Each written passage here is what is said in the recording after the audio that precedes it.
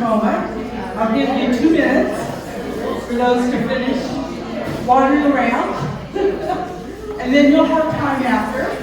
All of our wonderful sponsors will be here.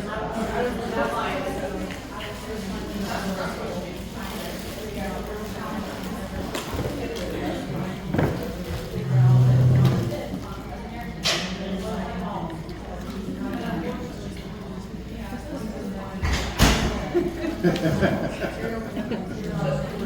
can tell it's a women's group, all these smiling faces. And that they're still talking. And I'm happy the guys are smiling too.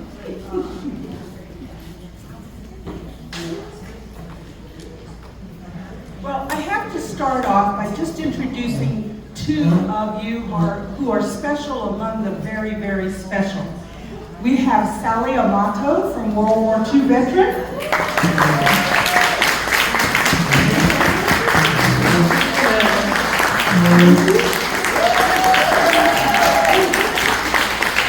And we have Dorothy Pat Rudd, who actually is a little older than Sally. Sally wants you to know that. And they're both World War II veterans. We're so grateful for them to be here. I will give them a chance to say a few words later if they'd like.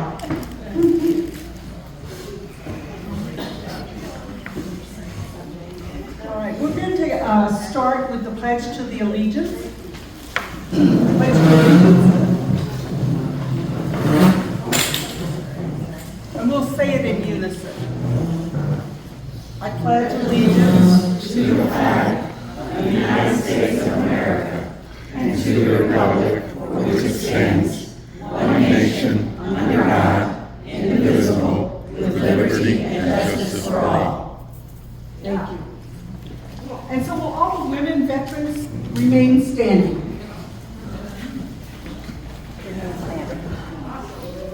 Thank you for being here, and thank you for serving.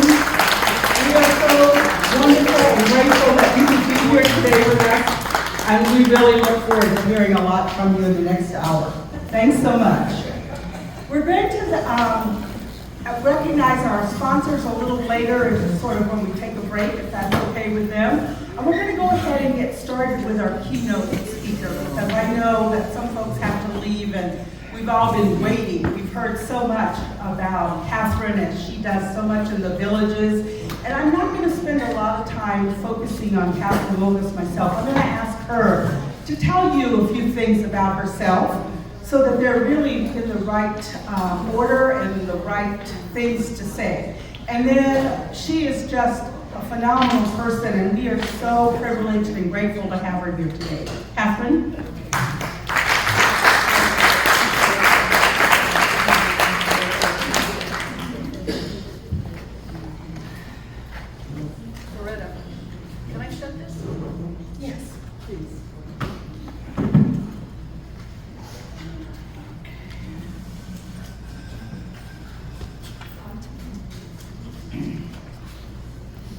Who am I?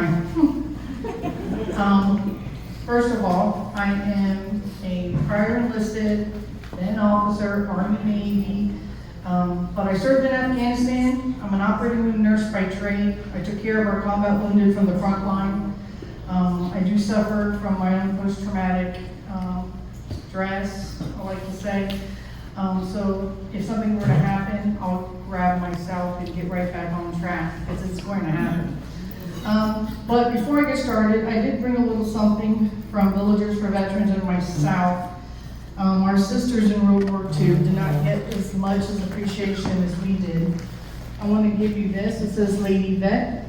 I also want to give you, there's a keychain that says, thank you for stepping up female veterans and holding the line. Keychain. And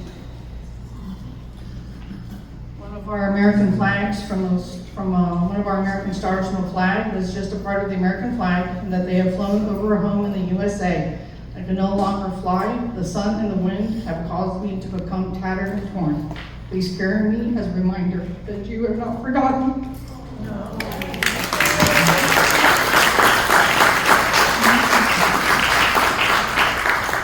a long 10 minutes. So, I love serving, and I am so honored to be here in front of my other sisters in the community that are honoring our women veterans. As a combat woman veteran, I am proud and honored and humbled that I was asked to come and speak with you today. As a speaker, I am given a special role. I am given the power of my voice to be heard. Of course, there's also the challenge of making my speech interesting enough to capture the attention of my audience. I've been excited in past years that the communities have been embracing and celebrating this day and seeking out their women veterans to honor. Today is no exception. The members of Veterans of Foreign Wars Post 10147, located in Apopka, is the organizer of this event. But I really want to thank Mrs. and Dr. Loretto Forlaw, not only my friend, but a Vietnam veteran who served taking care of the troops in theater as a nurse.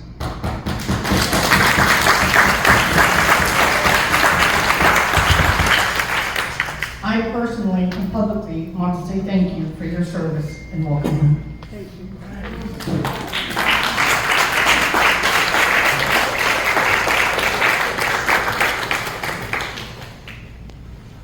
That's the first 30 seconds. This afternoon, I want everyone to think about the sacrifices of the women who are currently serving here and abroad. Those who have served and are women veterans, and those who have paved the way and paid the ultimate sacrifice in defense of our great nation.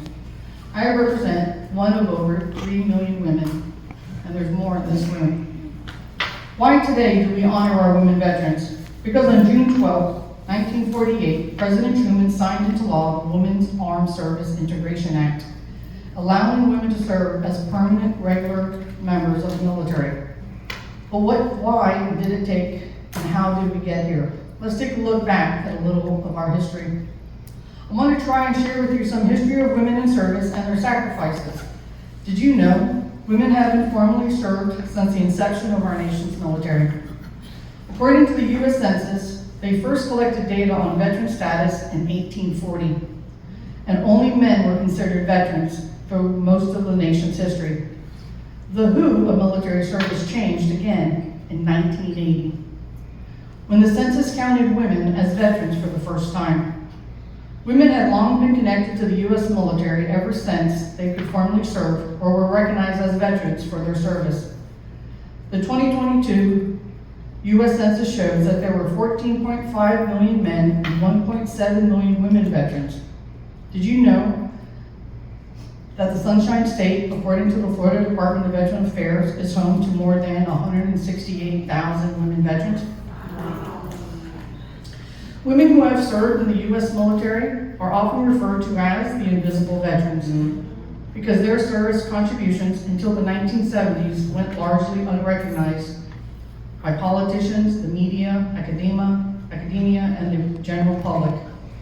Because of their quasi-military status, the early female pioneers in the military volunteered to wear the uniforms, submit themselves to the military rules, and to risk their lives in service to their country, all without the same benefits and the protections of the men with whom they served.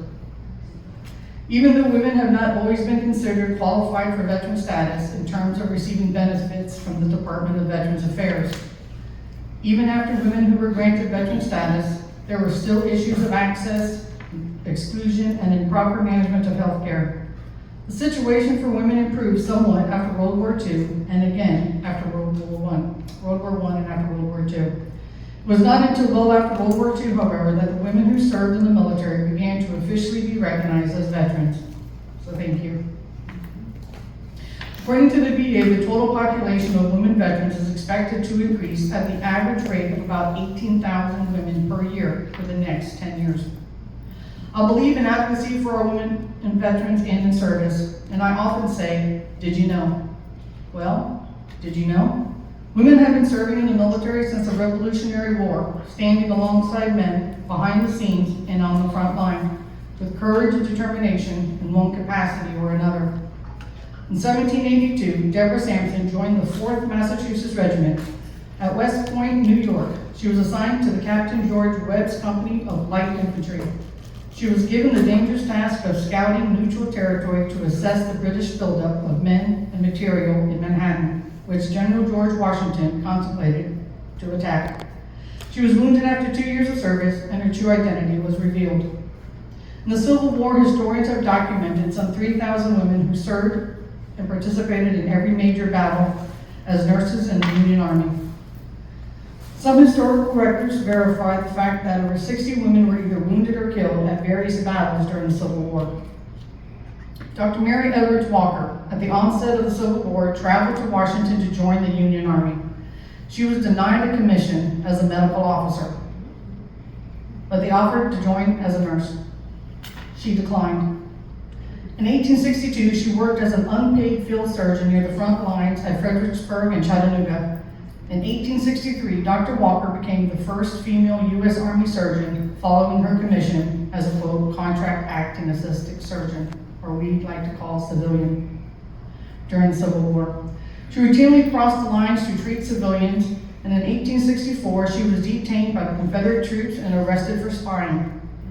After spending 4 months as a POW, Dr. Walker was freed in a prisoner exchange, man for man.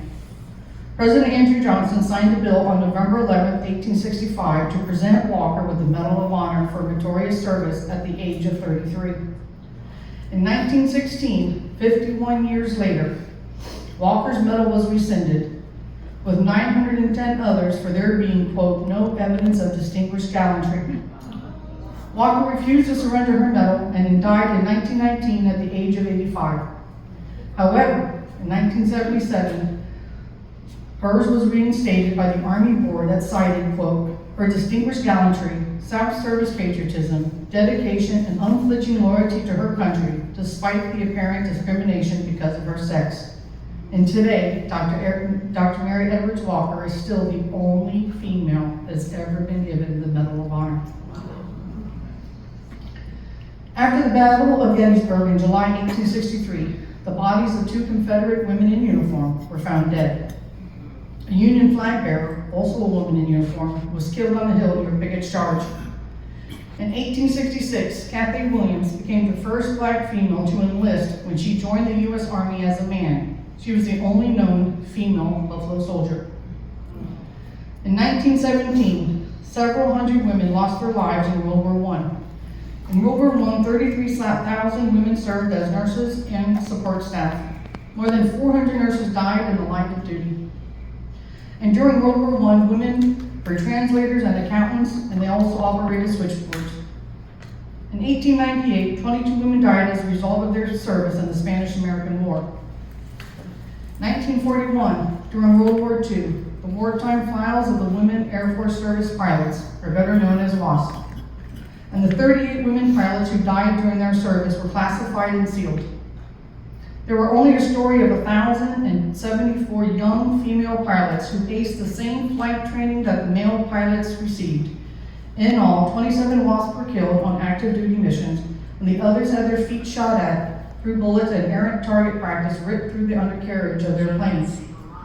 11 more women died in crashes during training. It wasn't until 1977, for the World War II service, the female members were granted veteran status. And in 2009, awarded the Congressional Gold Medal.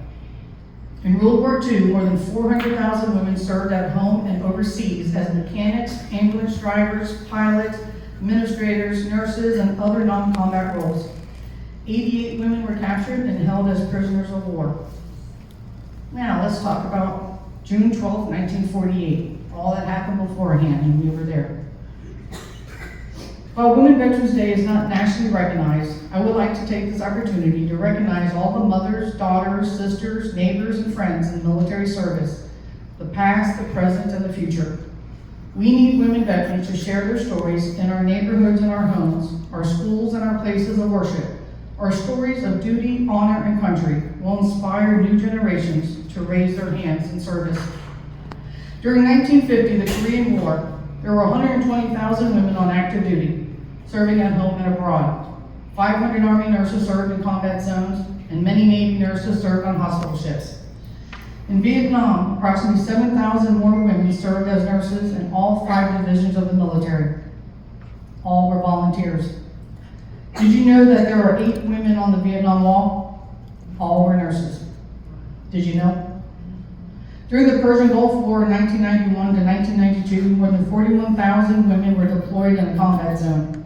2 were actually taken captive. 13 American women died in the Persian Gulf War, the first in our history in which women participated on a grand scale.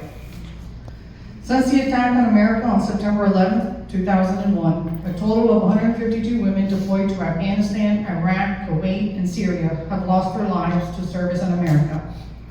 The number includes 2 who were killed during the chaotic retreat and evacuation of Americans and Afghans from the Hamad Karazi International Airport in Kabul on August 26, 2021. 7 women veterans gave their lives in the Pentagon attack. In 2010, the Army created Cultural Support Teams, or CSTs, a secret pilot program to insert women alongside Special Operations soldiers battling in Afghanistan. The Army reasoned that women could play a unique role in special op teams, accompanying their male colleagues on raids, and while these soldiers were searching for insurgents, questioning the mothers, sisters, daughters, and wives living in the compound.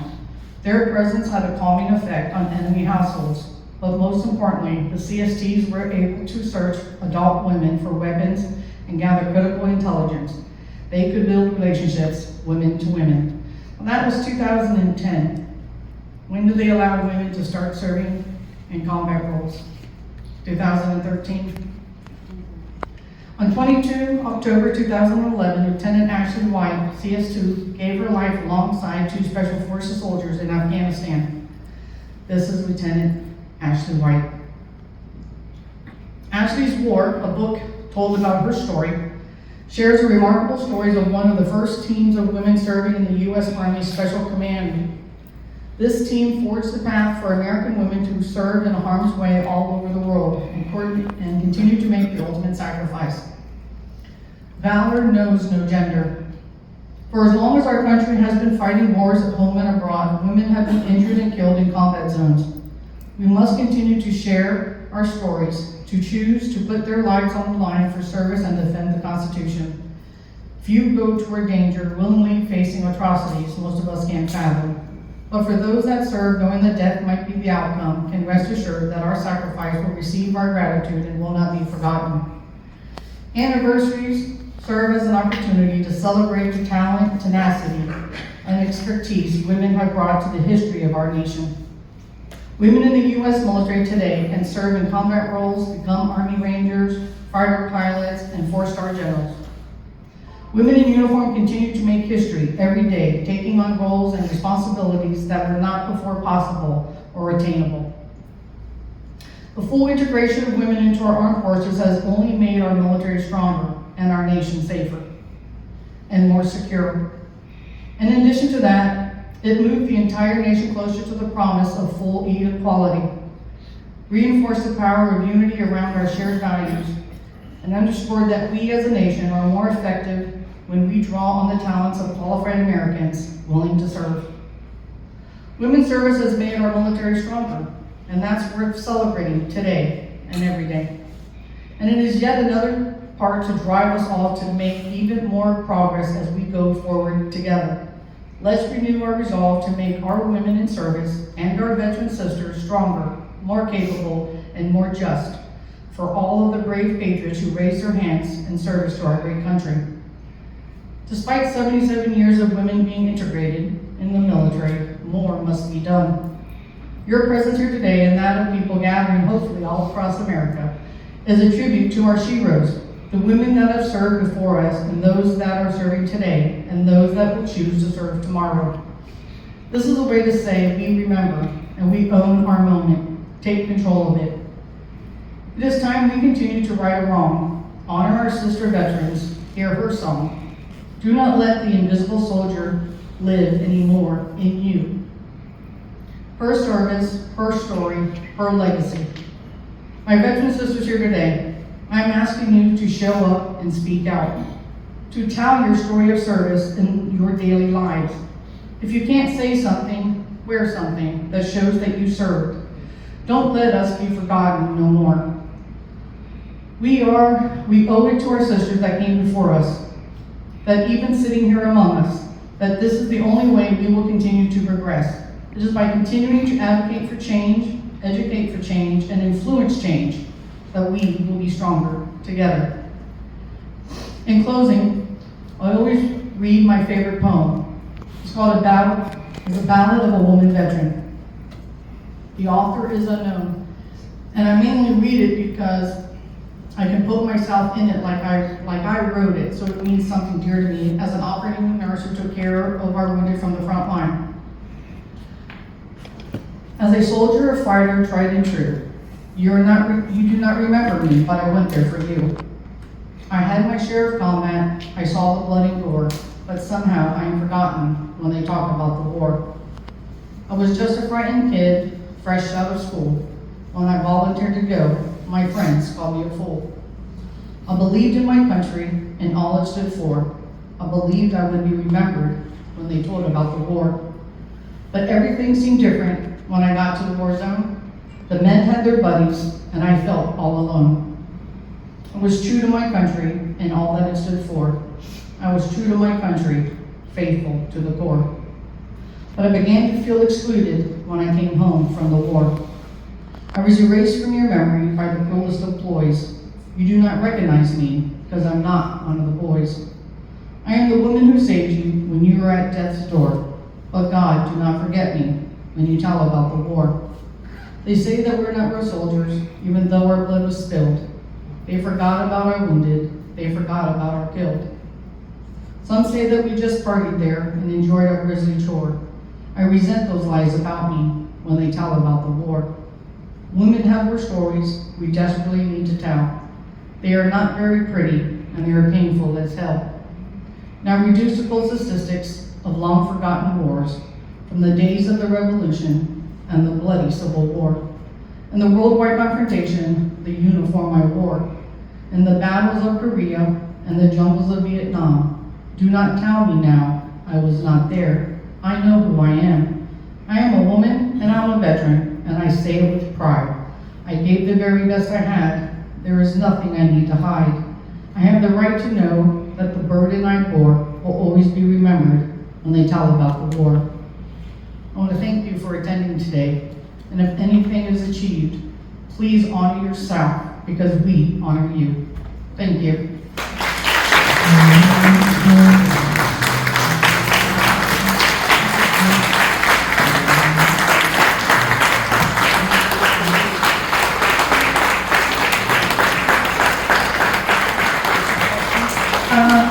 Okay, she said to take questions, but I brought these photos of women that are in the community. And my biggest thing is sometimes, you can all see, my biggest thing is how many women have ever been addressed, is that your hat?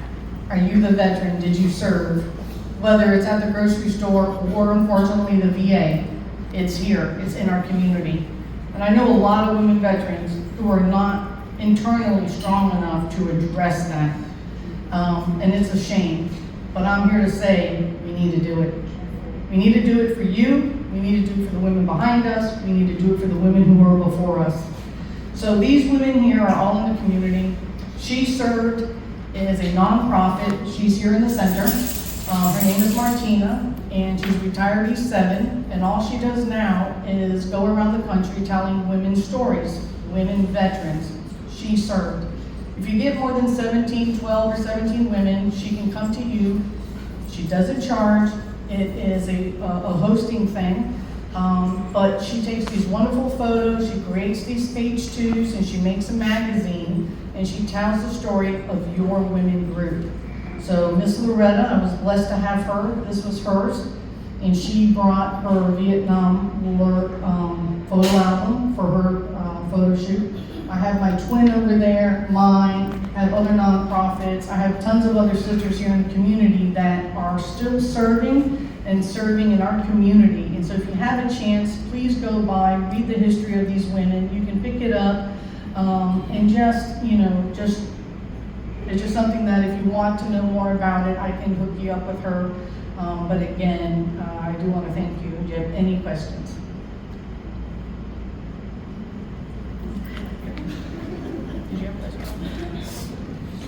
Thank you.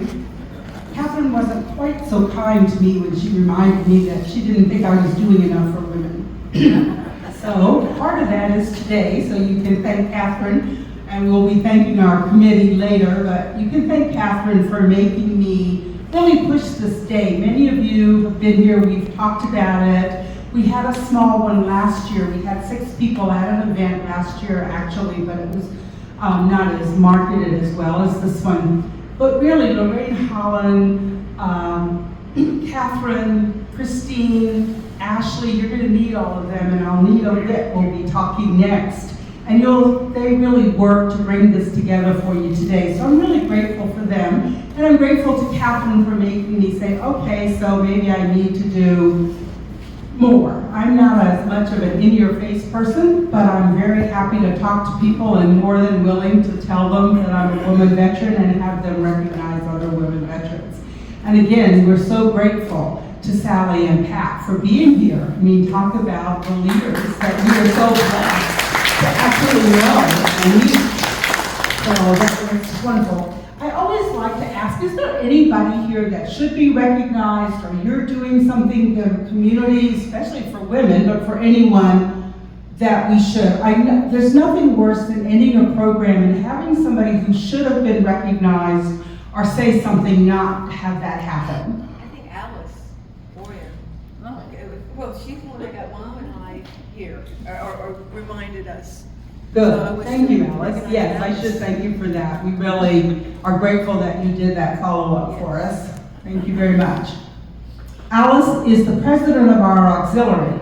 So when she said that, I'm like, okay, what 25 things does she want me to talk about up here? Because Alice, as you can know, and Ashley is also a president of an auxiliary. There she is.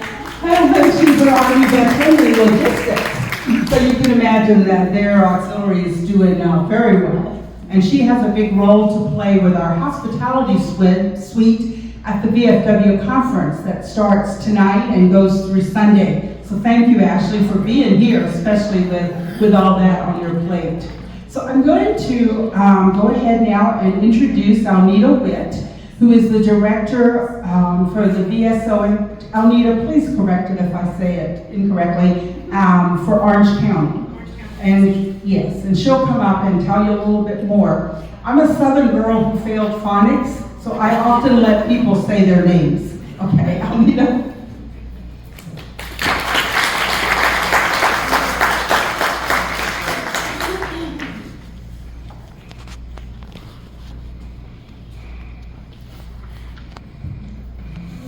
Good afternoon. As she said, my name is Alnita Witt, and I am the program manager for Orange County Veteran Services. And I want to thank everyone for coming out for such a wonderful occasion. As Catherine mentioned, it was on June 12th that the Women's Armed Services Integration Act of 1948 was signed into law by President Truman. This act marked a monumental milestone for providing women the opportunity to serve as regular members of the military. Many organizations take this day to offer support and to advocate for the needs of women veterans. Orange County Veteran Services wants you to know that we too support and advocate for our women veterans. I want to take a few minutes to provide information about the services that are available to women veterans. For starters, our office encourages women to seek assistance in filing for their VA benefits, whether that be disability claims, education, or health care, or any benefit. Orange County Veteran Services is here to assist you. Every VHA facility, and that's Veterans Health Administration, has a woman veteran program manager as an administrative lead and an advocate. For the Orlando Health System, that person is Ms. Teresa Zephyrin, and she's located at the Lake Nona VA Medical Facility. VA Health Systems also provide a full range of women's health care, including primary, gynecological, mental health, maternity, including delivery and lactation via community care, and newborn care, which includes the date of birth plus 7 calendar days. The comprehensive primary care ensures women are assigned providers with specialized training and experience. VA's breast cancer screening rates exceed the private sector, with robust on-site and community partnerships and dedicated breast care coordinators. For reproductive health, the VHA offers routine and advanced contraception, infertility assessments and some treatments, and maternity care coordination with extended postpartum support. And finally, the VHA offers mental health services that are available at every facility. If you or any veteran, woman veteran, you know are in need of assistance or resources, please reach out to us. Our office Orange County Veteran Services has 3 locations. Our main office is located at 2100 East Michigan Street, which is not too far from here. We also have offices in Lake Baldwin and Lake Nona. Thank you. Any questions? No. That's a brief synopsis of How long have you been doing what you're doing? I've been doing this job for 19 years. I've been a service officer for 19 years. I've spent 8 years in Alabama, working with Alabama Department of Veteran Affairs before moving over to Orlando and becoming Veteran Service Officer with Orange County Veteran Services. That's why you're boss lady. I love this job. I mean, it gives you no greater joy than to add value to the life of our veterans, including especially our women veterans. And did you serve yourself? Yes, I am Army. I served. Is there any other branch though? Oh, I forgot. We have, is it Marines? No.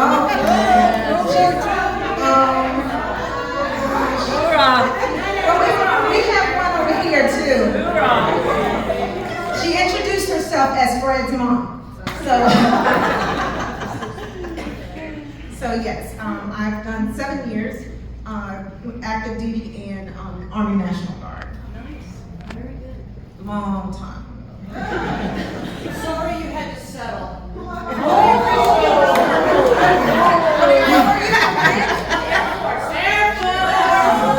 You're dreaming too hot. Thank you.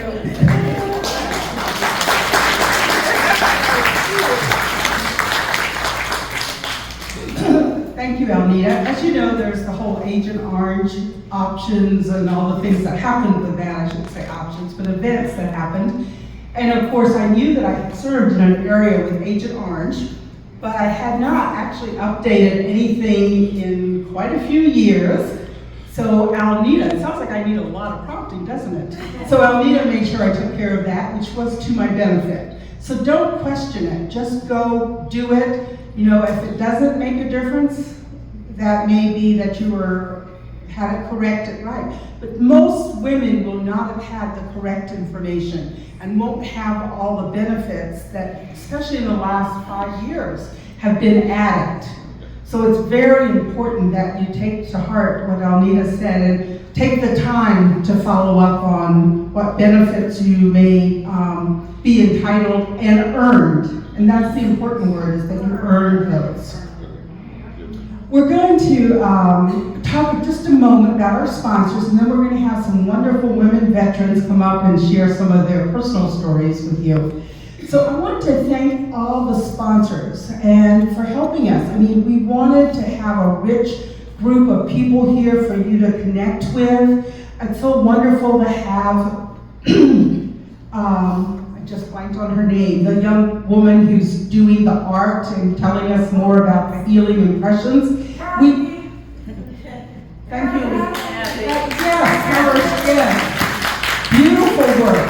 Beautiful work, and it is healing. That's so what she wants to share with you, is that you can be healed doing it and enjoying it. It's so important. So we're so grateful to the VA for that. And there's another event, July 17th, is it? 11th, July 11th.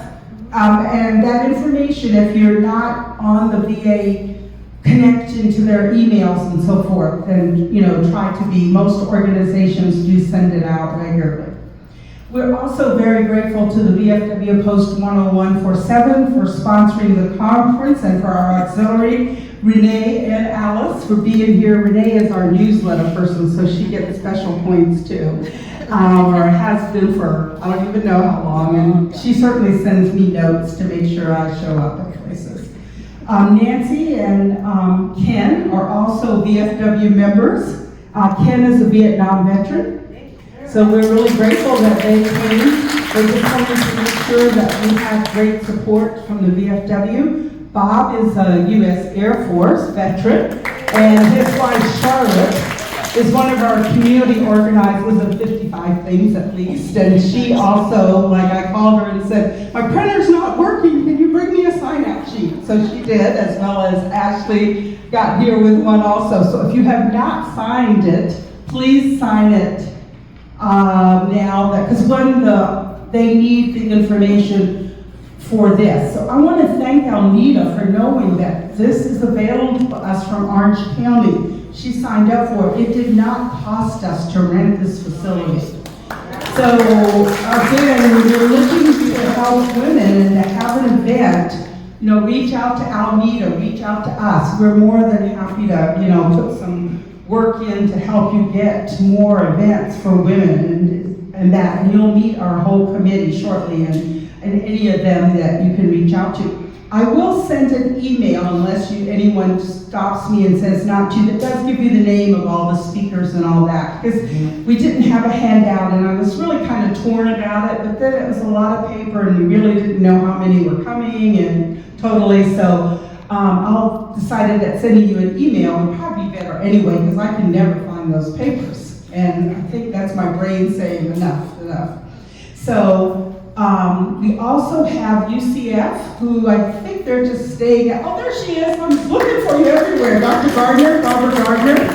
They're here with their history project. Barb, did you want to come up for a minute? You want me to bring this? I know you wanted to make a quick plea. Yes. Please. Hello, I'm in the Army crowd here. Yes, Army. Single Corps specifically. Thank you for your service, and this is a wonderful day and a wonderful event. Yes. I particularly enjoy all that she served. That's a wonderful job.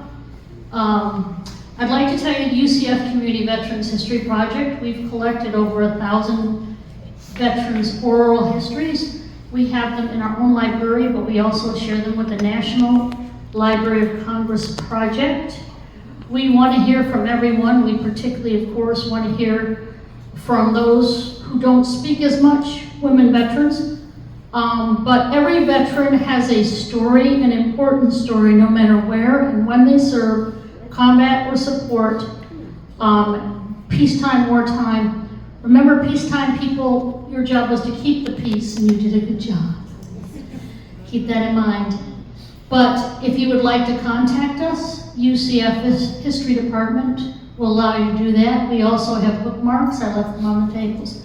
We want your story.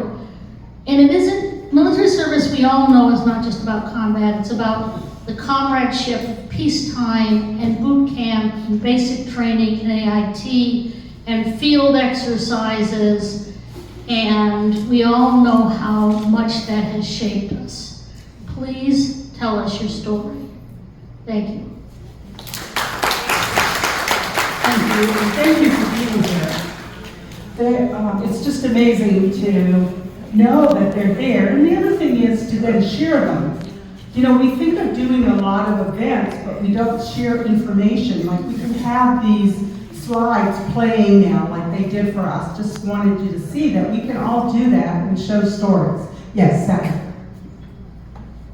Do you know about the honors flight to DC? It's coming up. Does everybody know what an honors flight is?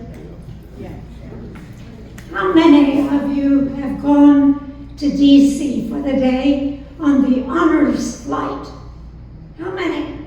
We're too young. And I have. No, you're not. They're taking it. It's a wonderful free day. A very full day. You might get up at 4 o'clock in the morning to be at the airport. And you will go in a large plane. I don't know the number of the plane. But anyway, you'll go with a group of veterans and you'll spend the day and you'll visit all the monuments in D.C. in one day. And you will have a meal that is provided for you. It's a wonderful thing you should not miss. So if you don't know about it, find out about it and do it. It's a wonderful, wonderful thing.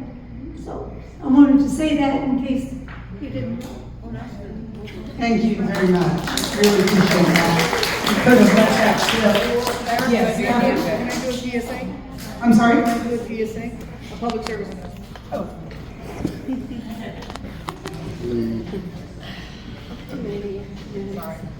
Too many acronyms. Now that we're just doing PSAs, I want to let you all know that I'm also the vice president of a nonprofit called Villagers for Veterans. It has nothing to do with the village entity, so everybody take a seat back. I am not selling timeshares out there. Anyway, we are a nonprofit, been around for 11 years. We've raised over $3.5 million, and we've given it right back to our veterans in the community. But I wanted my women veteran sisters here to know that we have a women veteran program that's called The New Beginnings, which is to help our women veterans in need. It's a transition house. If you fall on hard times and you know somebody that could use a transition house, it's not a permanent resident. It's 90 days up to a year. We have one open in Fruitland Park. It's called Ashley's Cottage, named after First Lieutenant Ashley White. And we're building one from the ground up in Eustis, Florida. Both are Lake County. That's going to be private rooms, and we hope to open up that in the near future in the fall, probably late fall. But again, I want to get the message out. Also, I have a gift for everybody that's a woman veteran. Sorry. It's in my car, and if you need any information about the New Beginnings program, I will have that with me too. The other things we do, we sponsor service dogs. If there's anybody in here who thinks they might need a service dog, there are criteria, but we do that. We have 2 coming up. We have small little grants that help with, let's say, your light bill or something. We do not pay $10,000 in your rent, despite what the VA has said. That's a true story. And then we have a mobility issue. So anyway, I just wanted to put that PSA out there for our women veterans and be on the lookout.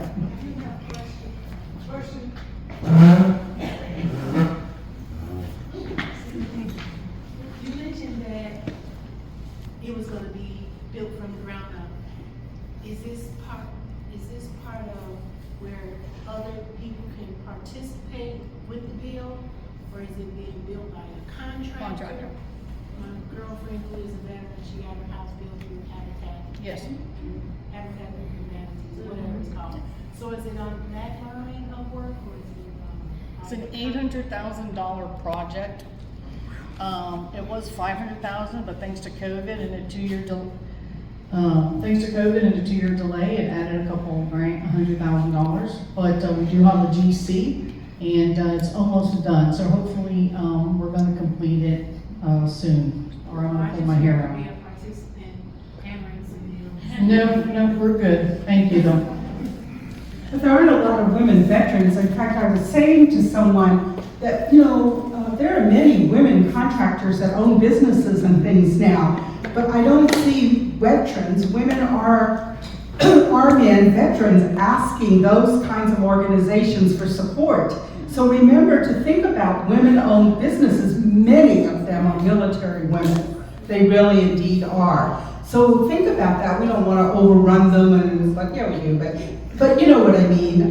Think about asking women to support women, at least, because we really don't do that very well.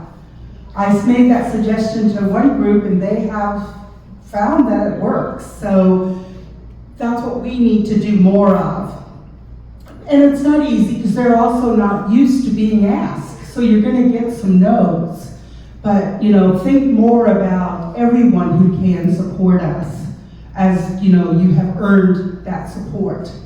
Marilyn Marilyn, hi. Do you want to stand up real quick and talk about your table? Since we're doing it this way, just quickly. And then we're going to go on to our talks. Good afternoon, everyone. My name is Marilyn Diggs. I'm with Jamal, and we are with Veteran Benefits Administration.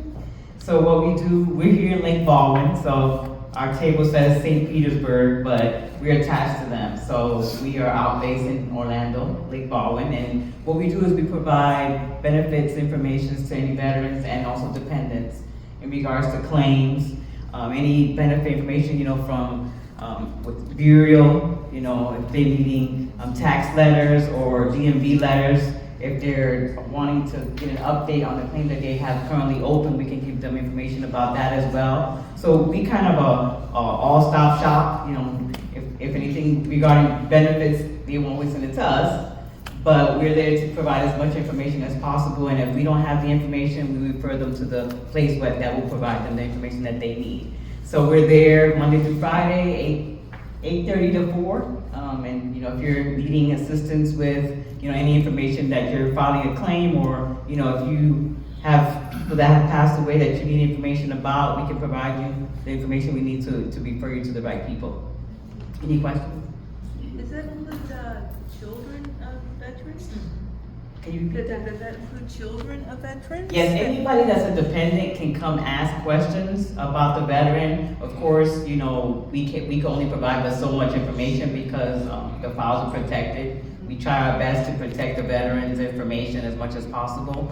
So we could provide you with general information about what you're asking about. Any other questions? Yes, ma'am. In terms of services that the VA care system provides, do you guys give information on that? Like, for example, in terms of treatment, maybe alternative treatment for... So that would be on the healthcare side. So, you know, a lot of people, when you say benefits, they always send everybody to us. We have more information about compensation and pension. If you have questions about your medical care, health care, we always refer you to the VHA side, which is the Veteran Healthcare Administration, which is in the same building. So we'll just refer you to the right place for the questions that you have, so that you can be able to get the information that you need. So the information that I filled out is all for VHA healthcare. So offering the services for all women. So there's a variety of things that you can seek assistance with under the VHA Veterans Health Administration.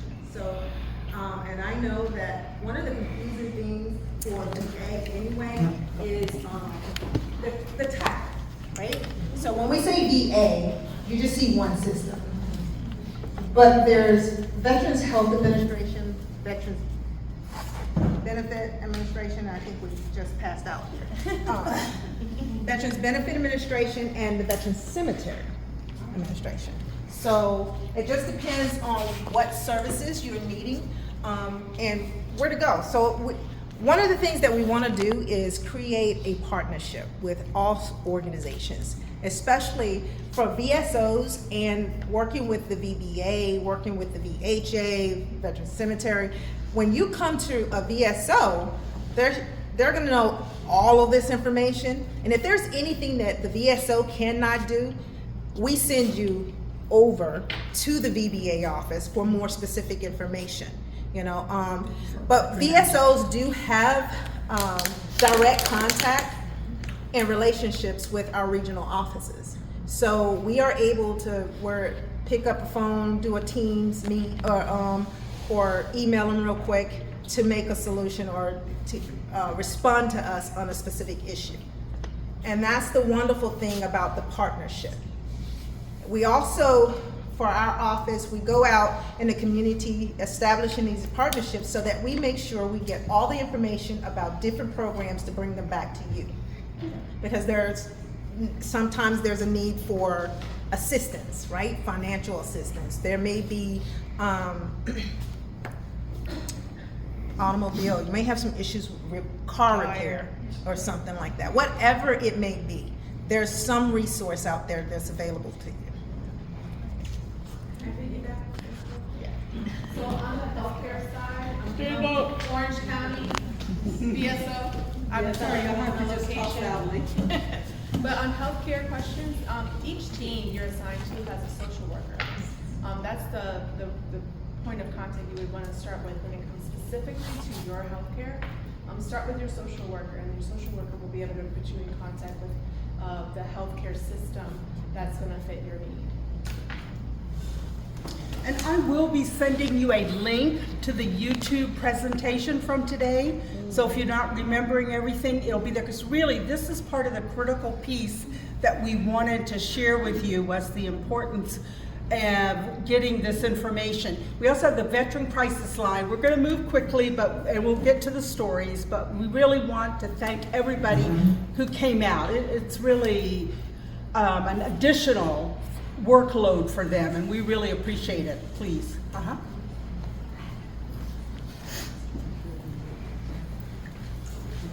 So thank you for all being here. We're honored to come out here and represent the VA and provide you with the resources that we're able to provide all of you. So one of the things that I wanted to discuss, so we are Viviana Figueroa, thank you. And we've got April Suarez back there. She's my counterpart. So there are 4 of us that cover the entire catchment area. We are community-based, prevention, suicide prevention, community-based interventions that provide care and services and linkage to different services within the communities. So at each local community, we might have participated in different coalitions, or we've initiated several coalitions of community organizations that will go out, be trained, and go out in the community and provide the resources and the services to veterans who might not want to come to the VA, and that's perfectly fine. But we want to make sure that the veterans and their families are aware of what is happening, not only within the VA system, but also within these organizations that can provide the care maybe that the VA can't provide. And with that, the intent and the purpose is for us to actually reduce those risk factors, implement some protective factors to avoid having someone else die by suicide. Because for each veteran who dies by suicide, approximately 135 people are impacted. So it's not just their families, but it's the community, it's the nation that goes. And so we're wanting to make sure that we support the veterans who are actually in the community, serving, working, and providing even the services and information to these family members. Because a lot of times, it's not the veteran who actually comes out. They're actually drawn out from isolation by the family members. So a lot of times when we go to different events, or we join some of these existing coalitions, or we start up coalitions, it's the family members who actually find out about information and then bring out the veteran, or call us to figure out a way to get this veteran drawn out from the home in isolation. So any questions? Thank you. The other organization that we have here is MOA, Military Officers Association. Lorraine, did you want to say just anything very, very quickly? Very quickly. And if I'm missing anyone, just stand up. MOA is Military Officers Association of America, and there's about 350,000 officers, warrant officers, and to put it in a nutshell, we are advocates for the active duty, the veterans. We work legislation to try to keep the benefits that we were promised when we signed up and said I do. The defense budget is huge, and we're the first pickings to try to take away from the military benefits. So that's, in a nutshell, that's what we do. My particular chapter has started working with the VA. We have a 501c3 called Healing Through Expression, and that's how we met Kathy Redmond. We work once a month with the VA. We provide art supplies and refreshments, and we host them. And we're working with them for their 11 July contest, which I think there's a few more flyers in the back. There's 50 categories nationwide for art exhibits. And MOA has allowed me over the years to be able to sit on many different councils. So MOA is not very sexy. It's not very, nobody's like legislation. Ugh. So I don't usually talk about it much, but we work behind the scenes. Thanks, Loretta. We're looking for new members. We're all looking for new members, especially because we have a lot to offer. I mean, really, it's not just to get them to, like our VFW doesn't really have a canteen. We do wonderful concerts. We're all invited to our third Saturday breakfast, and we'll be considering that part of our ongoing way to meet, and we'll send you that information. We hope to do something at least more formal twice a year rather than just once, but we'll keep you informed about that. Is there anyone else that really has a PSA or anything important to share before we go? If you need to take a break, just go ahead and go out. We won't take a formal one. There's more water, anything that you need. But we're going to bring up our special panel if they would come forward to share some information with you. And you will need to bring your chair unless you want to stand. That'll work. Alnita, Lorraine, Ashley, and Christine. I'll stand. We'll stand. Okay. Either way, sitting is fine. It really is. All right. They're going to just each give you a little background, share some of what their experience was like, and Catherine will be up here as well, especially from a combat and non-combat, whether they were assigned here. I have a pediatric friend who still grieves over Vietnam, but we needed her taking care of the children in Germany and the States. And that's why, we now call it the Vietnam era. It's not that I'm just a Vietnam veteran, I'm a Vietnam era veteran for folks who were not physically anywhere. That's how we define them now. So I'm going to let each of them introduce themselves briefly, very briefly, and you can talk with them after, and then they're each going to tell you a little bit about themselves and why they're here today and why we appreciate you so much.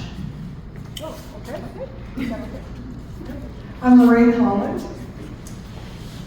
To say short and sweet, in the 70s, I was just emotionally overwrought with what was going on with Vietnam, and I knew I wanted to join the Army to do my part. I actually thought I was going to go over to Vietnam. My parents would not sign for me because they said, and I'm sure many of the women in here have heard it before, only prostitutes and lesbians go in the military. And I'm sure some of the old timers have heard this. So I had to wait till the day I was 18. So I signed up, I came in enlisted, and unfortunately I missed the era by 4 months because you had to be on active service at 15 May, I think it was, of 75. So I did my 3 years active, and I did it at Aberdeen Proving Grounds, did all sorts of strange things as a machinist because they were experimenting with the women at the time to see if women could go into combat. So only the second time since 75, I've actually displayed some of the things I did in the back. Because we talked earlier how women just don't talk about their career. So I did 3 years active as a machinist. I did 2 years in the National Guard, came back as an officer, and then got deployed in the first Gulf War in January of '91. I was with 2nd Armored Division Forward, and I always have to laugh because they say women were not in combat, and I did logistics for the brigade, and I was in tanks all the time. So just a side note, the reason why that war did not go more than 100 hours was because the logistics could not keep up with the front lines. Your equipment is for hardball roads. We're in the desert. We didn't have mail for almost 3 months because the trucks couldn't make it. Anyway, so yes, I did that with 2nd Armored Division Forward, and then I came back and we were doing reducing the forces of Europe. I went to Brussels to NATO, and then I went to the Pentagon and worked on reducing equipment, and I retired out of the Pentagon. What's that? Oh, cheeky, yeah. Well, that was not, I'm a soldier, and that was not a good job for me in the Pentagon, because it was too much of the politics. But there was something I was gonna say. We were talking about telling your story. I'm usually surrounded by civilians, and I just never talk about my military career, because they can't relate. In fact, Alnita and I just spent 3 days together going up and back to Tallahassee over the weekend, and I said more to Alnita in my entire life. People can't relate. So with that, I would never do anything else again. That's for sure. Thank you. I'm giving them each a pen that says woman veteran proudly served. Thank you. That was me. I haven't gone out of the closet.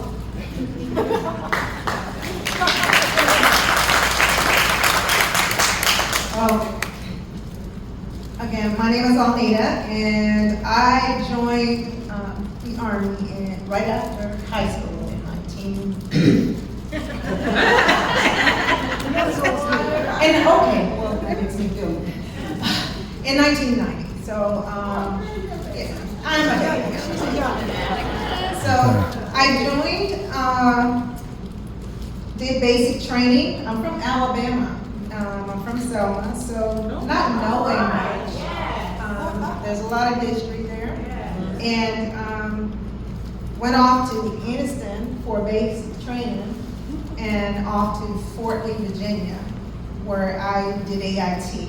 And my MOS was Petroleum Supply Specialist. I also cross-trained aviation during National Guard. So we would do hot air refuels and all that good stuff. So that's me in a nutshell.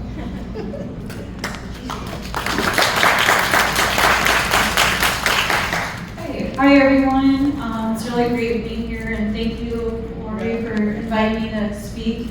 And I want to say on behalf of the panel up here, I think we all agree that we stand on the shoulders of giants. So thank you to our World War II female veterans here with us, as well as to all the veterans in the room. We appreciate you from one sister to another, and welcome home. So so a little bit about me. Again, Ashley Orff. I was a logistics captain in the Army for 7 years. I am a military cabinet graduate in 2015, and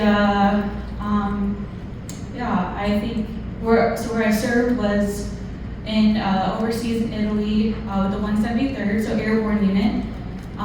So my officer basic training included the lieutenant leader force at Fort Lee, and airborne training and aerial delivery training. So that was a lot of excitement as a lieutenant, running around and making sure that things fell out of aircrafts with parachutes and it landed.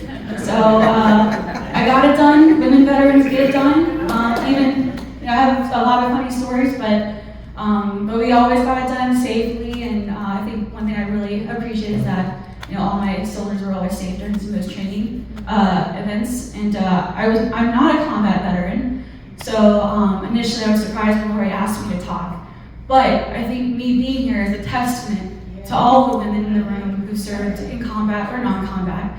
So I'm here because people like Lorraine and Lori and helped me find my voice. And I'm gonna probably wear my ribbons and my badges this weekend during the VFW Auxiliary Convention. So I get a little emotional because it is true, we're very modest. Sorry. Thank you. She's got extra hormones going here too. And so again, I'm a testament to so me being here is a testament to everyone in the room. I keep showing up. And I actually enrolled to the VA a month ago. Yay!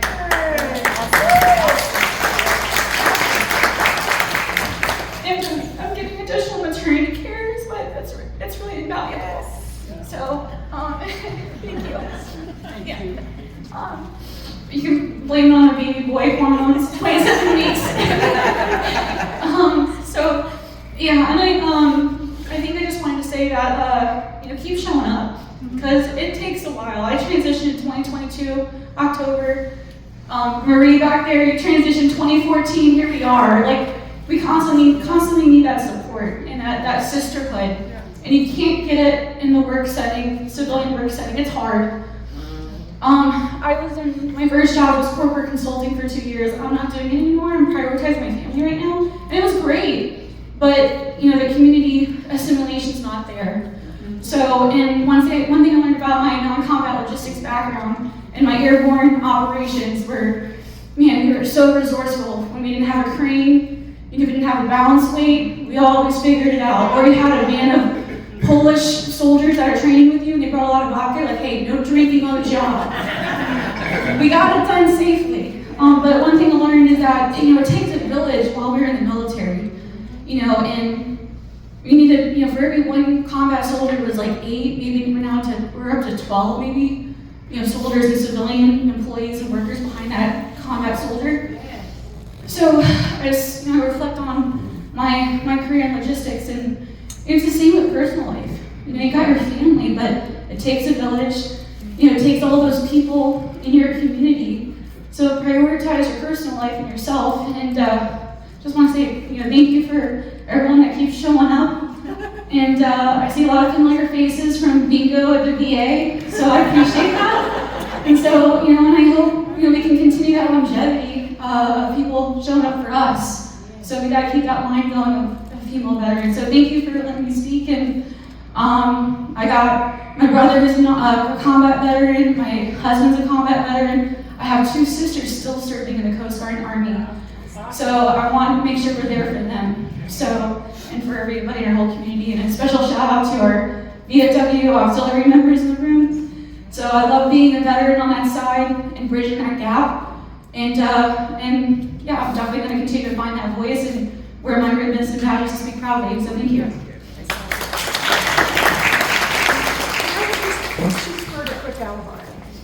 One thing that we hear a lot, especially from women veterans, is that they don't see themselves as a veteran because they say, I didn't serve in the Gulf, I didn't serve in Afghanistan, I didn't serve in Vietnam. Whoever signs up to join the military, you are signing up for whatever the hell they're going to do with you. You can't pick or choose. You didn't choose boots on the ground in Vietnam. You didn't choose to be on a ship outside of Vietnam. You didn't choose to serve in Korea because you really wanted to go to the Gulf. You signed up. You gave your youth. So it doesn't matter. Nobody had a choice to say, I served in combat. That does not matter. That was not your choice to make. So I just want to, for our women out there, it doesn't matter. You signed on the dotted line to give your life in support of your country. That's it. I just want to add one thing to that, because I grew up in the generation of just. I'm just a nurse. I'm just a woman. I'm just a waitress. So we are never just. We are so much more than that. So I want to reiterate what you say, but I heard that the other day, and I always try to be very nice about it if I hear somebody say that and decide. Sometimes it's not appropriate to say something. But just think about that yourself, and especially for young women that you're working with, and hear them say that. And I would just build on what Lorraine has shared, that it's up to us to be equal. Okay, you're gonna ask me to follow on with all that. Okay. You're a Marine, you can do it. Yes, you're Marine. I am in fact your token Marine for your panel representing, so I would be remiss in not starting first with thank you ladies for your service. I would also be remiss in not thanking our gentlemen for supporting us ladies. So thank you gentlemen for showing up for you. We really appreciate it.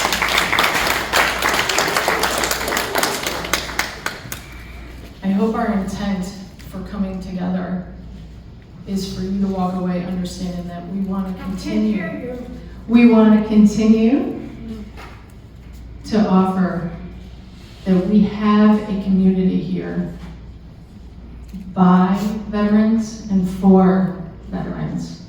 So let's continue that, shall we, ladies? My name is Christine Rabaja.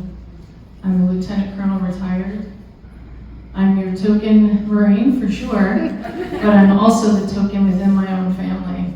I was the first to join any service, let alone the Marines. I'm the first to become an aviator, carrying the wings of gold as a helicopter pilot aircraft commander.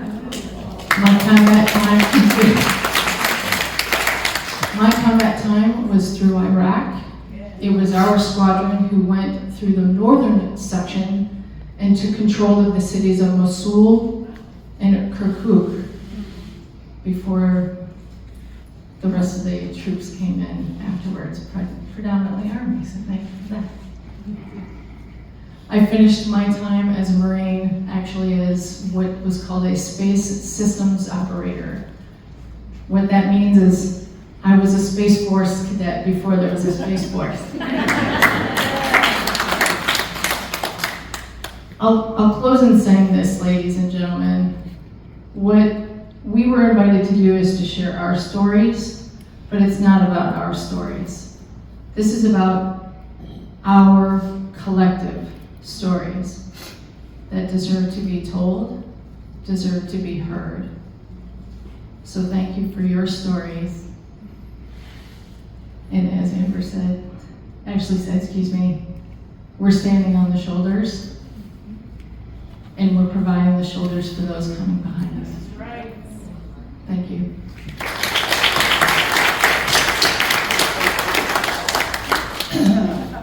I'm a Colonel retired Loretta Forlaw. My Army friends know me by Lori, so in a lot of my Army literature you see that. When I was teaching at UCF in the civilian section, you always have your full name on your card. So that's how I ended up being called Loretta, which my family is very happy about often, and so I answer to either. I served in Vietnam in 68 and 69, so it was quite a traumatic time, and it was just the best experience of my life in terms of what I learned and how quickly I became a competent nurse. There's always good in everything, and so I take that as part of the good from having had that experience, is that it helped me throughout my whole career. I had a 25-year Army career. The Army sent me for my doctorate, for which I was very grateful, and just had a really wonderful experience. When I send you the YouTube, I'll also send you where I did tell my story for Veterans Day. Was actually 2 years ago, Mike? 2 or 3 years ago. It was the first time I actually told my story in a civilian setting. And so I'm very glad I did, and now I'm much more open to doing it. I was very much part of the early Vietnam group, or the middle really, 68, 69, where we were not welcomed home. But personally, I sort of got over that. So I'm very happy to welcome everybody home, and grateful that if there was that opportunity to be had, that I was one of the people that could care for soldiers, because I felt that was my calling to be there and doing that. Just before Catherine goes, just to keep the flow good, this is your planning committee. These ladies put together this program. We hardly knew each other. We had lunch. I met Christine through a FABOB, the Florida Association of Veteran-Owned Businesses Friends. Ashley through Lorraine, I think. Yeah. Yes. And Alita and I worked together for 3 or 4 years now, and Catherine and I have known each other about that. And she, as you know, my first encounter was with the women's home that they're building. The first I knew of the kind of wonderful work she's doing. So we want to keep this going. We really want to build a community of women veterans. It doesn't mean that any other organization doesn't have something to offer you, but every organization will offer you something different. So what we want to be is that community piece. If you need to call us because you need something, we want you to know we'll be there for you.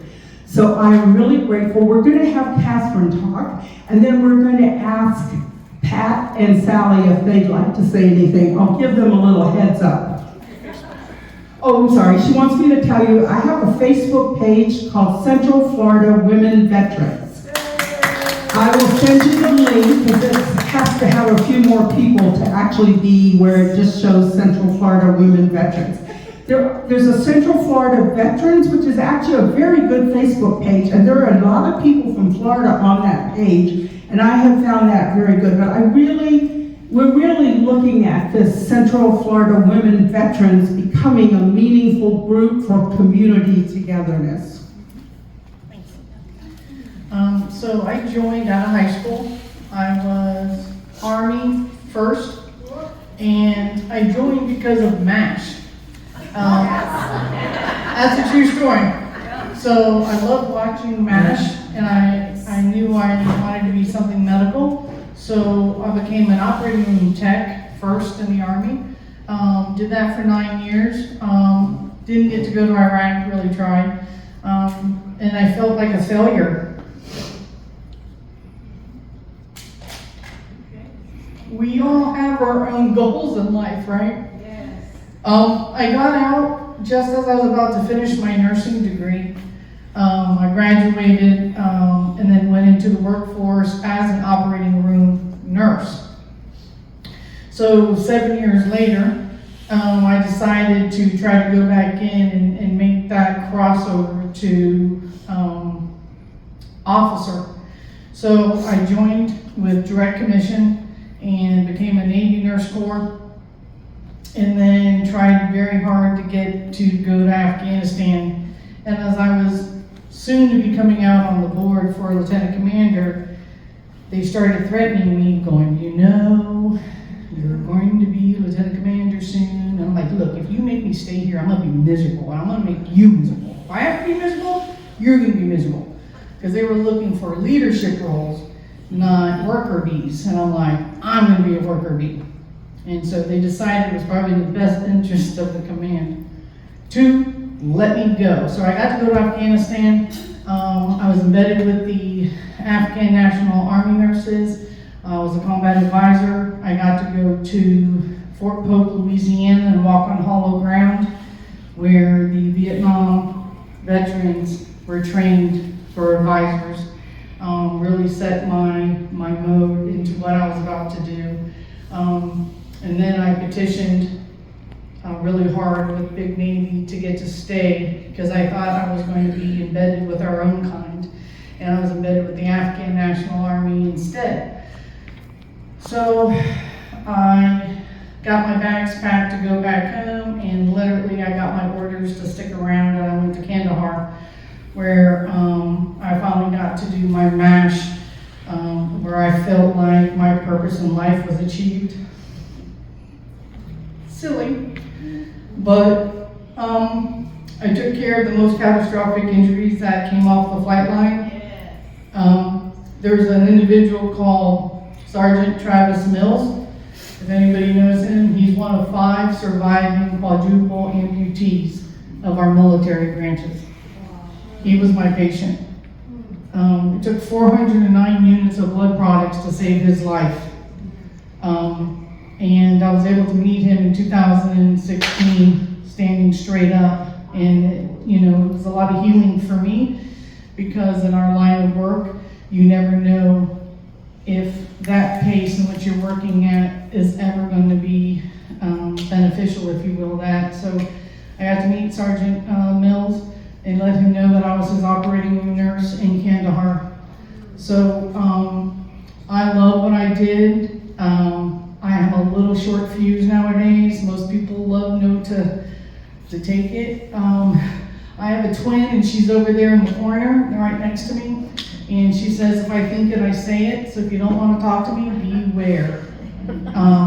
But yeah, so I love what I did. I would do it again. And I want to thank everybody who did play a role, like Our Lady said over here. It doesn't matter. And I felt that life where my twin is a full bird retired colonel, prior enlisted sergeant, airborne, air assault, foreign jump lanes, and was a Bagram base commander. And I felt I'm just a nurse. So early on, it was like I hadn't gone to Iraq and she did, and I was not validated. So we all go through those things. And so I understand what you're saying, but looking back, we were at the home front, supporting the ones that were going forward. So without everybody in this room, whether it be a spouse, auxiliary, our friends, you know, combat, non-combat, we all made it happen.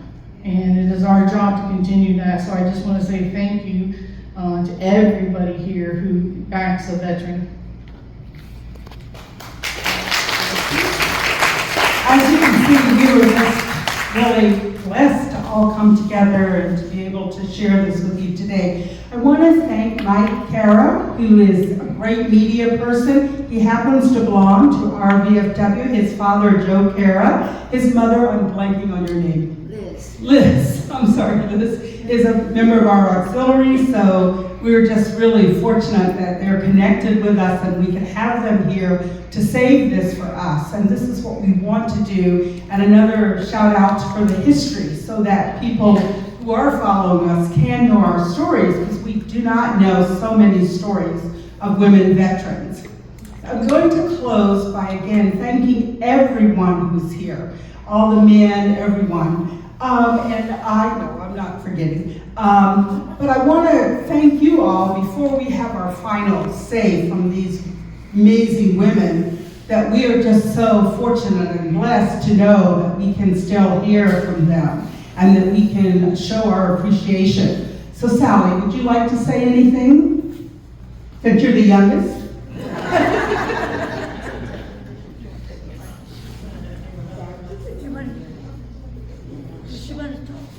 You want to talk first? Okay, why don't you, it looks like Sally wants you to talk first. She does? Yes. I just have a short story. All right. You know that I'm a World War II veteran. The first group of 200 to go to Pearl Harbor. And this time, right now, everything is just a memory. But I'm so glad that I was able to work and do what I did, and I'd do it again. But I can have a long story. It was an honor to serve, and I'm praising all of you folks that were part of it, because it's been help for everybody, and I'm just glad I was a part of it. So thank you so much. What did you get?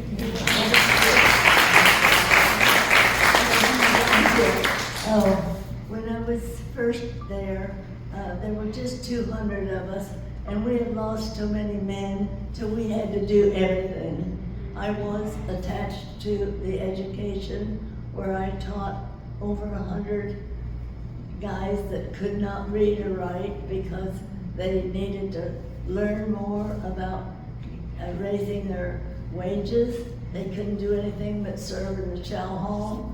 And so I worked with them, and also classes of all the officers that wanted to advance. So it was just a job. And when we got through with our daily work, we had to go and help wherever they needed because we didn't have the help. We lost so many guys. So I'm just proud that I was able to fulfill one of those places. Thank you. I have a question, Pat. Pat? Yes, go ahead. Tell us how you met your husband. How did you meet your husband? I met him in Pearl Harbor on a tennis court.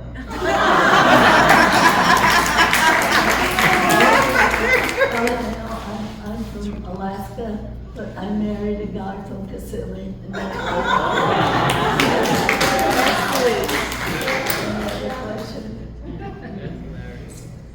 Okay.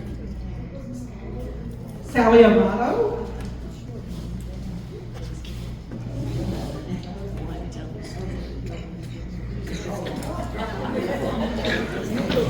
I want to get up here so I can see you. Of course, my name is Sally Amato. I was Sally Caldwell.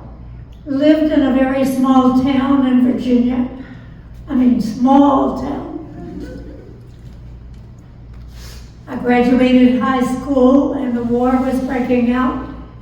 World War II, I'm talking about. And I graduated, went to visit and to stay with my sister.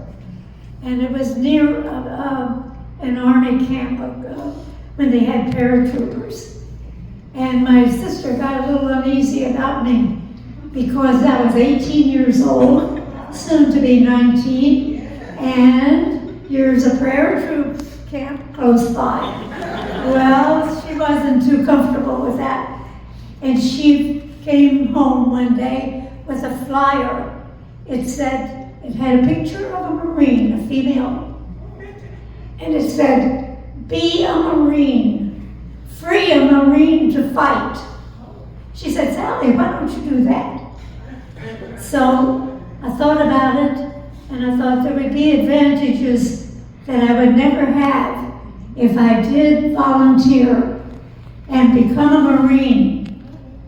I knew nothing about the Marine Corps, had never seen a Marine, I don't think, in a small town. And so I joined.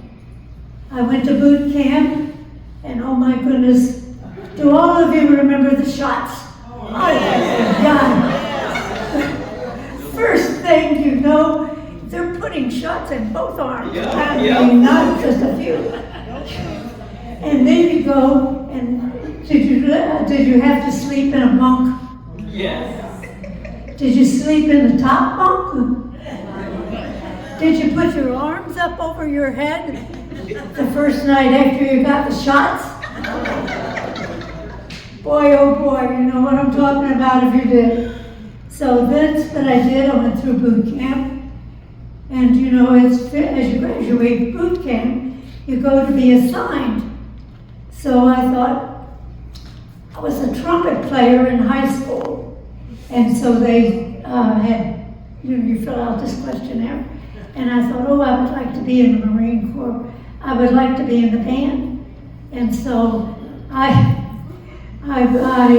put my preferences. They sent me for my interview. All of you had an interview before you got assigned? No. Yeah. So you go.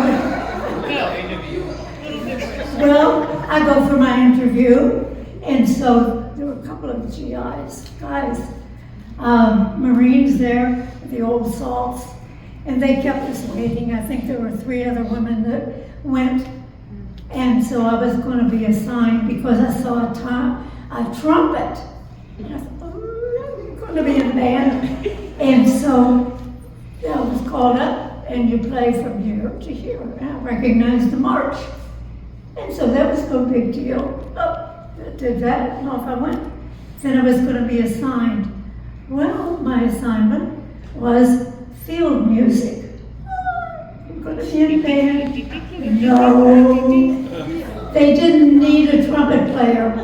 They needed a bugler. That sounds like a recruiter. So I go to field music school, and pretty soon, you know, they didn't have the women as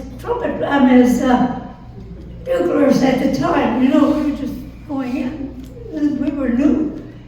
And so I was assigned to field music school, and I had to go to the top of this library, go up and meet somebody. So here was I waited for a long time, and then out comes this man with 6 stripes and an old salt. So he came out and he looks at me, and I jumped to attention, of course. When he walks out, this guy's only got 6 stripes. But he kept me waiting, and then he said he wanted to hear me with my bugle, with this. So that was no problem.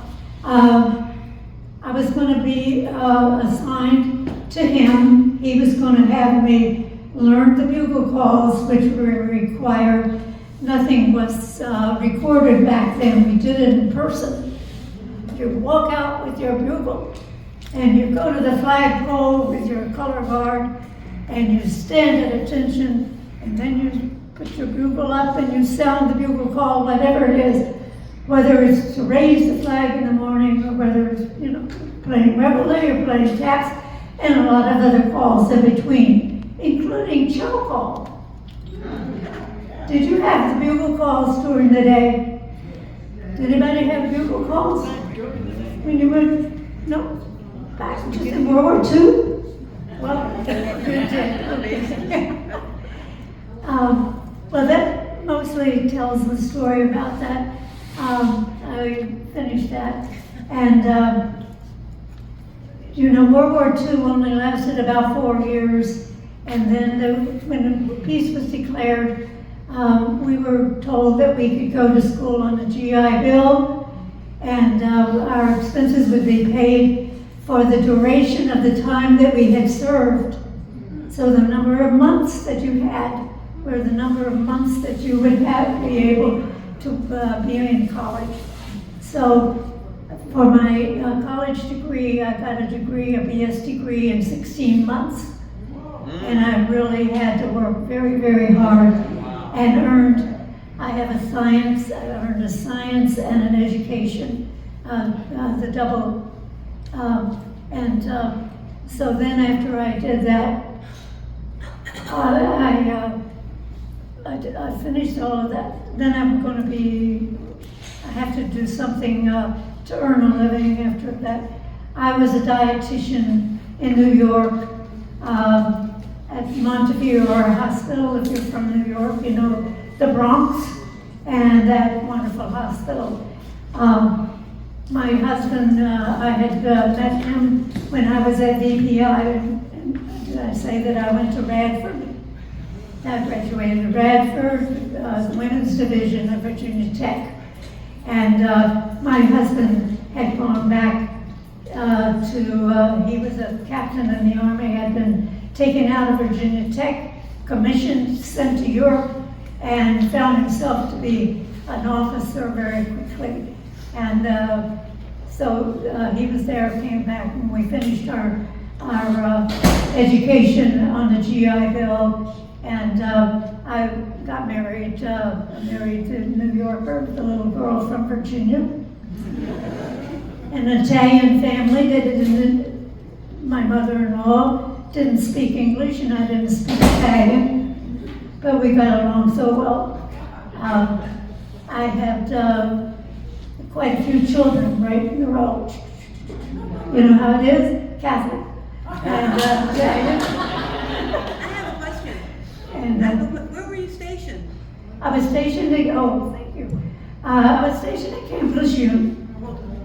And then I was transferred to Arlington, Henderson Hall. And I was there for the duration. Well,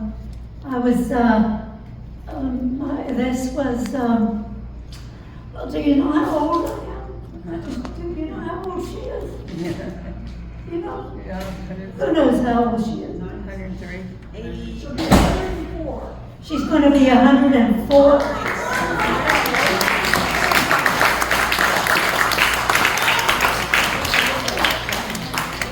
I was born in 1923. Do your math, huh? So I was soon to be 102. And so grateful.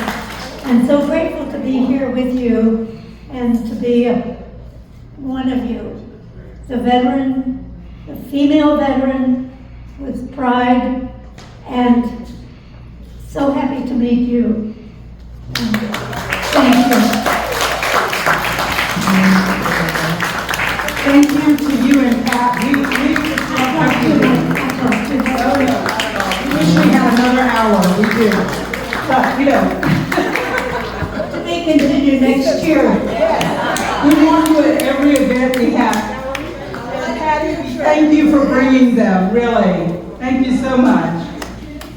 Thanks to everyone. It's just wonderful. We'll keep you updated about our next events. You can always